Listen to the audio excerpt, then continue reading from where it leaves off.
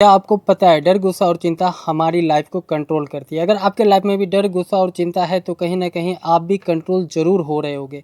और आज के वीडियो का टॉपिक यही है। उम्मीद करता हूँ कि आप इस वीडियो को लास्ट तक देखें ताकि आपको चीज़ें अच्छे से समझ में आ जाएं। और मैं पूरा कन्फर्म हूँ कि इस वीडियो देखने के बाद आप लाइफ को बड़ा ईजिली जी सकते हो। ठीक है, आप किसी और से तो कंट्रोल बिल्कुल नहीं होगे। तो इसको हम पार्ट बाय पार्ट देखेंगे और सबसे पहले हम देखते हैं कि डर क्या होता है। तो आपने कभी नोटिस करा है कि जो एक छोटा बच्चा होता है उसको कभी डर नहीं लगता है। ठीक है, वो आग को भी छूने छूने चले जाता है, वो कुछ भी करने लगता है। ठीक है, उसके ब्रेन के अंदर में डर नाम का कोई चीज़ ही नहीं होता है। ठीक है, और जैसे जैसे हम बड़े होते हैं तो फिर हमारे अंदर में डर भी आने लगता है। ऐसा क्यों होता है? ठीक है, कभी आप इन चीज़ों को एनालाइज करे हो? और मुझे पूरा उम्मीद है कि आपने कभी एनालाइज नहीं करा होगा। ठीक है, तो ऐसा होता इसलिए है कि जो एक बच्चा होता है ना, उसका ब्रेन कभी एक्सपीरियंस को गेन ही नहीं करा है। जो 1 साल या 2 साल का बच्चा होता है उसके दिमाग में कोई एक्सपीरियंस ही नहीं होता है। ठीक है, इसके कारण उसको किसी चीज़ से डर नहीं लगता है। जैसे मान लो कि आप आग को छूते हो और जब आपको फील होता है कि ये हर्ट करता है, ये जलता है, तो आपका ब्रेन ना वो चीज़ों को समझ जाता है कि हाँ, मतलब ये आग छूने से मुझे डर लगेगा।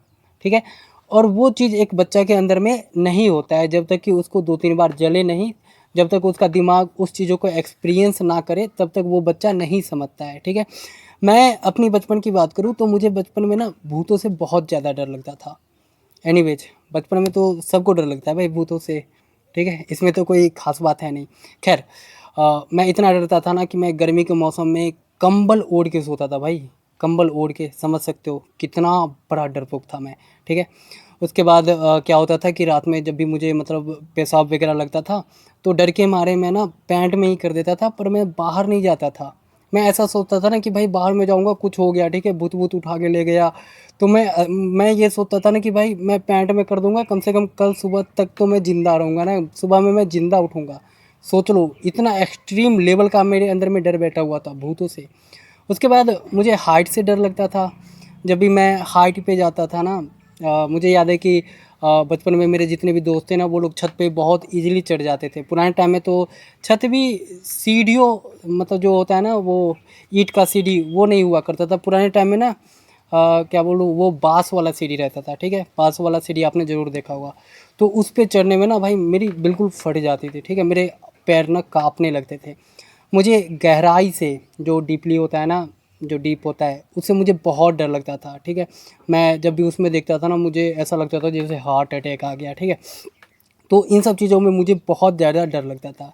बाद में ये सब चीज़ चला गया, ख़त्म भी हो गया, वो मैं बताऊँगा कैसे ख़त्म हुआ। ठीक है, डर का मैं एक और चीज़ बताता हूँ कि बचपन में मुझे याद है कि मेरा खैर बचपन ऐसा था ना कि फैमिली से मेरा उतना कभी बना नहीं था। तो मेरे जो मतलब फैमिली वाले लोग थे वो मुझे कहीं भी मतलब कुछ भी बोलना शुरू कर देते थे, कि इसके कारण मुझे हुआ ये ना कि वो हमेशा मुझे ना दूसरों के सामने में नीचा दिखाते थे। और ये ना मुझे मतलब हमेशा मेरे ब्रेन में आके बैठ गया कि मैं उतना बढ़िया नहीं हूँ, उतना अच्छा नहीं हूँ। तो ये सब मेरा डर था। ठीक है, इन सब चीज़ों से मैं डरता था। मुझे 13-14 की उम्र में आके पता चला कि मेरे अंदर में गुस्सा है, शॉर्ट टेम्पर है। तो मैं किसी भी चीज़ पे ना मैं बड़ा जल्दी गुस्सा हो जाया करता था। और बहुत सारे लोग ऐसे होते हैं ना जो कि गुस्सा को कंट्रोल नहीं कर पाते हैं। और इस वीडियो के अंत तक में आपको एक चीज़ और मालूम चलेगा कि डर और जो गुस्सा होता है ना, ये दोनों कंबाइन है, दोनों एक ही जगह से निकलता है। ठीक है, तो आप कंफ्यूज बिल्कुल मत होना। ठीक है, डर और गुस्सा दोनों एक ही जगह से निकलता है। कैसे निकलता है मैं आपको वीडियो के लास्ट में ज़रूर बताऊँगा। ठीक है, तो जो गुस्सा था ना मेरा वो आ गया था बहुत बहुत भयानक लेवल पे। मुझे शॉर्ट टेम्पर था, मैं हमेशा गुस्सा में नहीं रहता था, पर जब भी आता था ना बड़ा हाई लेवल का आता था, मैं कुछ भी कर देता था। ठीक है, उसके बाद ओवर थिंकिंग का बात कर लेते हैं, चिंता का बात कर लेते हैं। ठीक है, दो चीज़ हो गया ना, एक डर का हो गया, एक गुस्सा का हो गया, और अब हम चिंता की बात करते हैं। तो मैं बहुत ज़्यादा ओवर थिंकिंग किया करता था। अब ओवर थिंकिंग में एक और चीज़ आ जाता है ना कि आप ओवर थिंकिंग कैसे कर रहे हो, आप पॉजिटिव वे में कर रहे हो या नेगेटिव वे में कर रहे हो। मैंने जितना भी ओवर थिंकिंग करा है ना, मैं पॉजिटिव वे में करा है। और इसके कारण क्या होता था ना कि मुझे काफ़ी ज़्यादा प्रॉब्लम होती थी। खैर, अब इसका सॉल्यूशन क्या है, मैंने डर को, गुस्सा को और चिंता को कैसे कंट्रोल करा। तो मैंने डर को एनालाइज किया। डर आता है हमारे ब्रेन के एक्सपीरियंस से, ठीक है। जब भी आप ऐसे घटनाएं आपके साथ में होती है जिससे आपका ब्रेन कनेक्ट हो जाता है, ठीक है, और वो घटना दोबारा अगर होना शुरू होए तो आपका ब्रेन ना एक प्रकार का केमिकल रिलीज करता है कि अब सावधान हो जाओ, फिर से चीज़ें तुम्हारे साथ में होने वाली है, ठीक है। तो आपको ये सीखना पड़ेगा कि आपका जो ब्रेन है वो कैसे, ठीक है, वो कैसे आपको डर वाली फीलिंग देती है, और सच में क्या वो डर है या फिर सिर्फ आपका ब्रेन एक इमोशन क्रिएट कर रहा है इसके कारण आपको डर लग रहा है, ठीक है। तो आपको खुद से परखना पड़ेगा, ठीक है, आपको खुद के बारे में जानना पड़ेगा कि मुझे किन किन चीज़ों से डर लगता है और कौन चीज़ वाकई में डरावनी है या वो ऐसी है कि हमारा ब्रेन क्रिएट कर दिया और मैं डरने लगा। ऐसा बिल्कुल नहीं होना चाहिए। आपको इन चीज़ों के बारे में पता लगाना चाहिए, ठीक है। सबका डर अलग अलग होता है। आपको अपने डर के बारे में भी देखना पड़ेगा कि आपके अंदर में कौन सा टाइप का डर है, ठीक है। दूसरा है गुस्सा, ठीक है। गुस्सा तो मैंने बता दिया ना कैसे कैसे होता है, मैं कैसे गुस्सा करता था, ठीक है। तो गुस्सा में जो मेन पॉइंट आता है ना वो होता है, अब मैं ये भी समझा रहा हूँ कि डर और गुस्सा दोनों कैसे लिंक है। तो भाई जब आप ज़्यादा डरोगे ना, ठीक है, तो आपका ब्रेन ना एक कंट्रोल मोड में चला जाएगा, ठीक है। जिसको हम बोलते हैं कि बचाव मोड में चला जाएगा। और जब वो बचाव मोड बहुत भयानक लेवल पे बढ़ जाएगा ना, तब अंदर से ना गुस्सा निकलता है बहुत भयंकर लेवल का, ठीक है। और डर और गुस्सा एक दूसरे से लिंक है। तो अब गुस्सा में आपको ये चीज़ फोकस करना पड़ेगा कि आपका ट्रिगर मूवमेंट कौन सा है।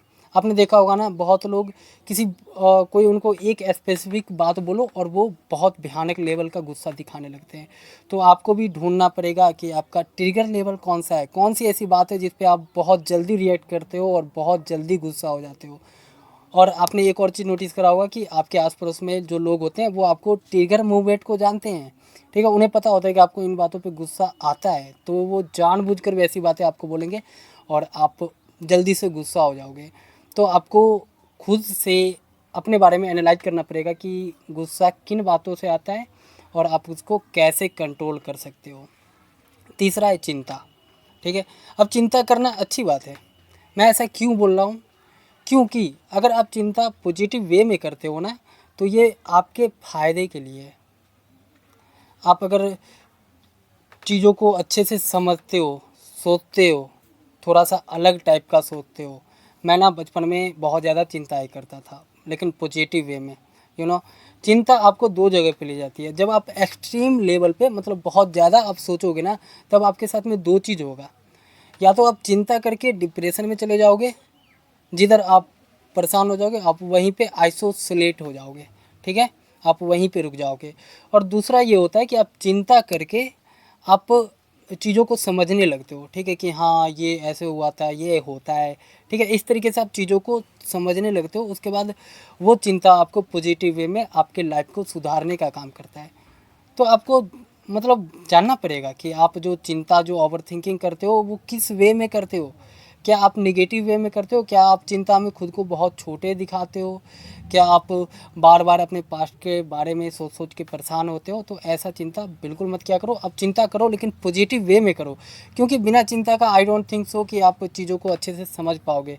आपको ओवर थिंकिंग करना ही पड़ेगा। अब ये मत सोचना कि मैं करना ही पड़ेगा मतलब आप करो, नहीं। अगर आप ओवर थिंकिंग नहीं करते हो that's also a great point. लेकिन अगर आप चिंता करते हो तो इसको पॉजिटिव वे में करो।